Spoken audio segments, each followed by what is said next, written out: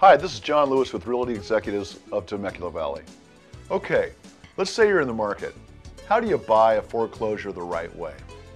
Well, the first thing you really want to do is you want to make sure that you're buying through someone who's a specialist and that they do foreclosures. Because it's not just like writing an offer with someone with a normal sale. There's things that you have to know and ways that you have to write an offer to make sure that you're going to get it accepted. I'll give you an example. Let's say that you rolled in Saturday, you've got an appointment with a typical agent, and you're going to go out and look at properties. Well, they're going to pull up properties and you're going to decide which ones you're going to look at. Now you've got your 3-4 that you're going to see. Your buyer's agent is going to call the listing agent to find out if the property is for sale. 9 times out of 10, that agent is working so hard through the week that they take off the weekends. You do not know if it's in a multi-offer or if there's no bids at all on it. So now, you haven't calculated how to bid on the property.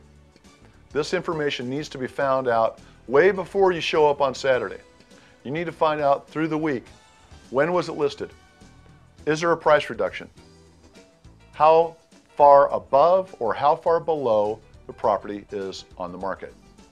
With an agent that specializes in foreclosures, he's already talked to you about setting up the appointment. He's already gone through the properties to know what we're going to look at. What's a good list? Because we can narrow it down on Saturday, that's not a problem. But we need to make sure that we've contacted the listing agent for the bank to make sure we know how many offers are on it. The typical scenario with the bank is they'll either put it out too high or too low. And if it's too high, it's going to sit there for a month or so, and no one's going for it. That's probably the right time to make a lowball offer on an overpriced bank-owned property, when it doesn't have the attention of the myriad of buyers that are out there. Now, they may counter you back and forth, but you're going to get them down as low as they're going to go.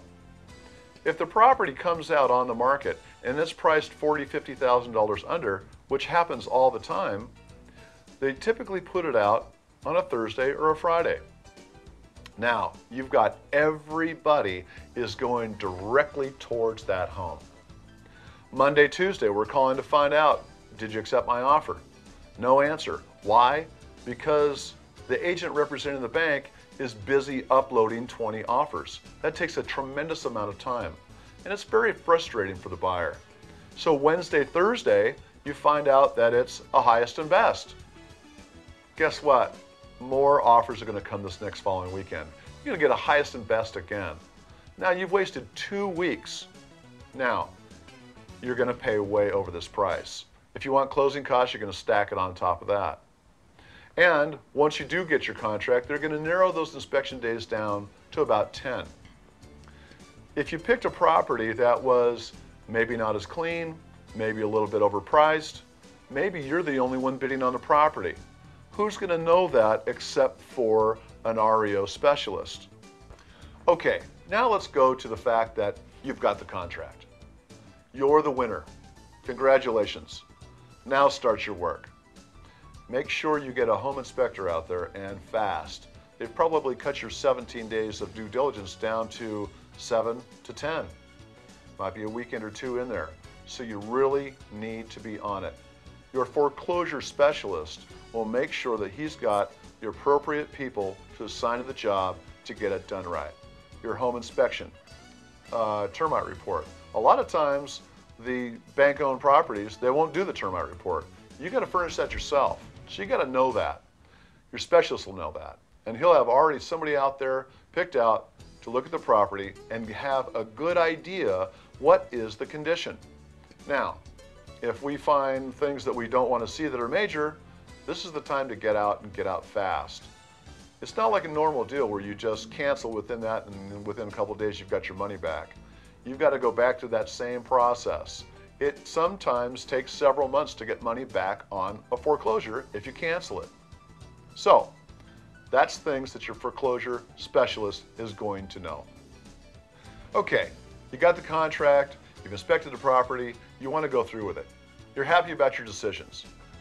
Now you've got to make sure that you're going to close in time, because there is per diem fees. It comes as an addendum with your contract. You signed your contract, they've accepted it, the addendum comes back. It's about 7 pages. What it says is they're selling it as is. Sometimes they'll repeat it, as is, as is. So, whether you're going to get repairs or not is going to depend on the bank that you're dealing with. But if you do not close on time because of required lender repairs, they're going to charge you $100 to $150 a day. What are lender repairs? Well, if it's an FHA offer, there has to be windows that are in there, so not shattered windows. There has to be covering over the floor.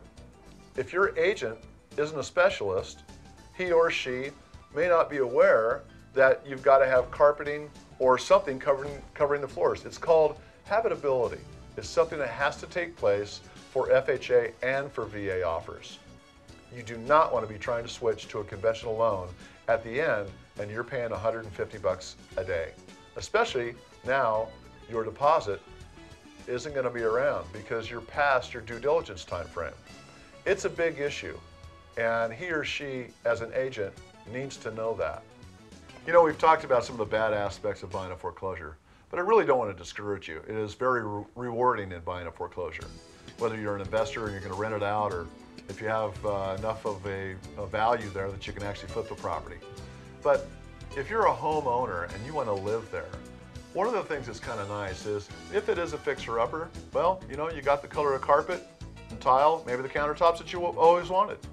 You got a good value on the property, you've got a good neighborhood, and you got it at a good price. And you got it that way because you did your homework and hired the right agent to do the right job. So there you have it. For more information, please visit my website at johnclewis.com.